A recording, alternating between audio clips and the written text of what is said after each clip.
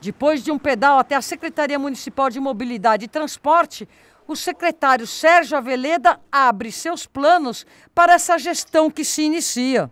Como é que você encara esse desafio de ser secretário de Transportes e Mobilidade da principal cidade do Brasil, eventualmente na América Latina? É um desafio, de fato, imenso, mas, ao mesmo tempo, um ânimo enorme, que é o que move a gente estar aqui.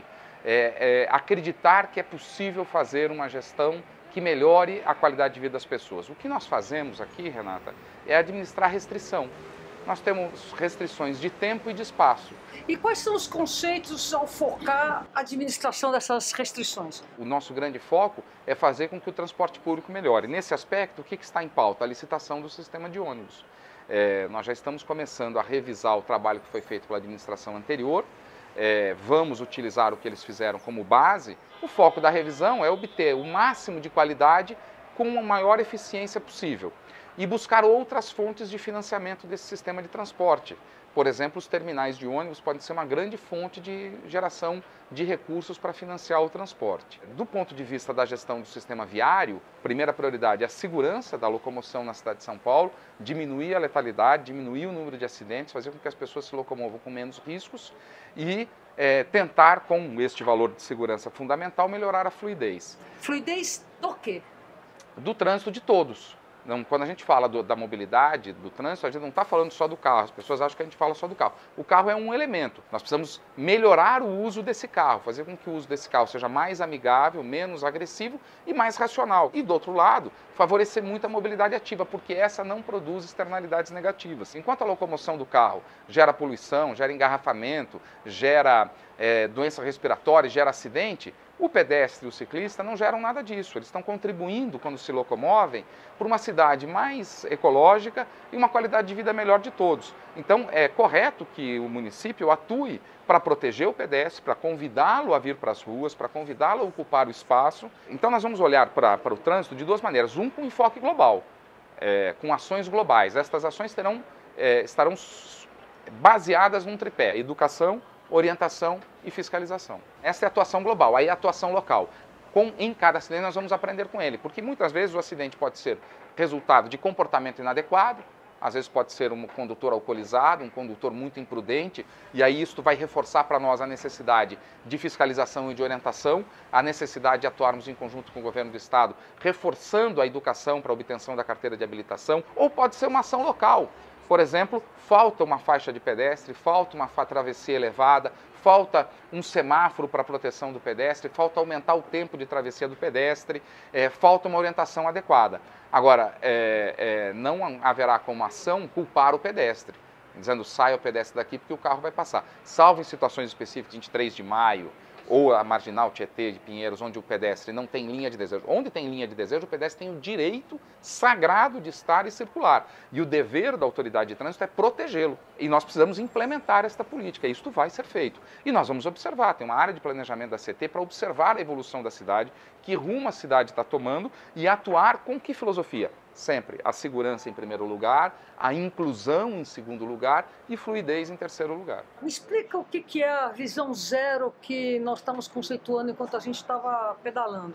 O acidente não pode ser uma estatística, não pode ser um número com o qual me conforme. Eu vou passar a receber, a partir de hoje, um informe diário dos acidentes ocorridos no dia anterior em São Paulo. E isto vai contaminar aqui o gabinete. Cada evento que gere vítimas, nós precisamos observá-lo com muito cuidado, detidamente, para aprender com ele, para a gente entender, para que ele não se repita. Como é que é o conceito nesse momento dessa nova gestão, no sentido de ter que atuar na diminuição do espaço público para o leito viário automobilizado para concedê-lo ao transporte ativo? O conceito, Renata, é buscar a máxima harmonia. Inclusive, eu acho que muitas vias não precisam de ciclofaixa.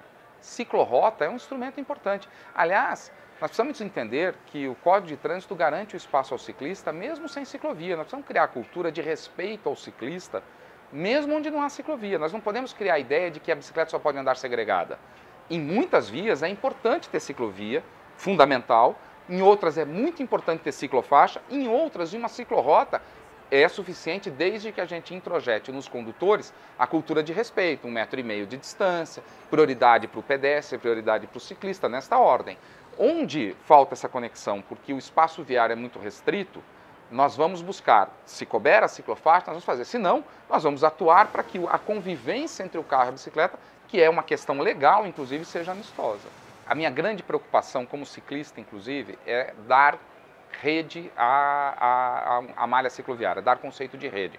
Nós já avançamos muito. O que nós precisamos descobrir é as ciclovias que não estão conectadas e como conectá-las para dar utilidade. É isto que vai fazer com que amplie o uso da bicicleta, sem prejuízo, e isso é um foco muito importante, de integrar a bicicleta ao sistema de transporte público. Muitos ciclistas não viriam do Grajaú ao centro de bicicleta, mas viriam da sua casa para o terminal de ônibus do Grajaú, ou aceitariam transportar a sua bicicleta dentro do ônibus, fazer parte da sua viagem no ônibus. Eu sei que uma das empresas está para me apresentar um protótipo que caberiam até 5 bicicletas dentro de um ônibus, o que seria uma grande vantagem. De outro lado, a gente precisa ampliar a rede de estacionamentos de bicicleta. As pessoas têm muito medo, e com razão, de deixar a bicicleta. Acho que conversar com as redes de estacionamento de automóveis para que eles recebam as bicicletas é uma ação importante que a gente pode fazer. De outro lado, favorecer as empresas serem amigáveis aos ciclistas. O plano de mobilidade que você herdou, ele vai continuar? Nós não chegamos aqui para destruir o que foi feito. Ao contrário, a orientação do prefeito João Dória é o que é bom, nós vamos dar continuidade. Agora, nos damos o direito de olhar, é o que nós estamos fazendo agora com o Plamob. Nós estamos olhando com uma visão de aproveitar o máximo do que está bem feito, está bem posto, tem muita coisa boa, mas contribuir e discutir com a sociedade possíveis outras alternativas ao que está no Plamob. Os ciclistas, eles têm muito receio daquilo que foi prometido em campanha, que é a retirada de ciclovias que não são boas. Me conte sobre isso, você como ciclista, o que é uma ciclovia ruim, boa, e a possibilidade de estar sendo retirada as ciclovias. Foram feitos centenas de quilômetros de ciclovias. Quem faz centenas de quilômetros tem o direito de errar em alguns quilômetros. Aqui não há uma posição ideológica de manter nem de retirar. O que é que a gente já acha que é ruim? Ciclovias em calçados onde não há espaço para convivência. A gente acha que isto pode ser revisto.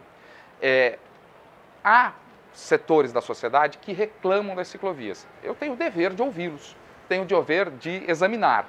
É possível que existam ciclovias mal feitas e, aliás, muitos ciclistas me dizem, claro que há. Estas a gente pode pensar em deslocar o lugar, pensar em transformar numa ciclofaixa com atuação de sinalização, de redução de velocidade. A ideia é harmonizar, trazer todo mundo, ampliar o uso da bicicleta de uma maneira que a sociedade veja como um ponto positivo para a cidade. Para finalizar, daqui 4 anos, qual é a cidade que você quer deixar para o paulistano no sentido de mobilidade e com foco na mobilidade ativa? Do ponto de vista de mobilidade ativa, é ampliar a participação das viagens por bicicleta no modal de transporte, fazer com que o pedestre se sinta acolhido e seguro para andar em São Paulo, calçadas adequadas, acessíveis, proteção e prioridade ao pedestre. Do ponto de vista de trânsito, se a gente não reduzir as mortes, não reduzir o número de acidentes, de nada vai ter valido ter passado por aqui. Alcançar a meta da ONU, cumprir o protocolo de compromisso com as Nações Unidas é dever ético nosso aqui. Do ponto de vista de transporte público, o meu sonho é que a gente tenha tanto orgulho do nosso sistema de transporte como o cidadão de Curitiba tem do seu. Se você também acha que bike é legal, inscreva-se em nosso canal. Até mais!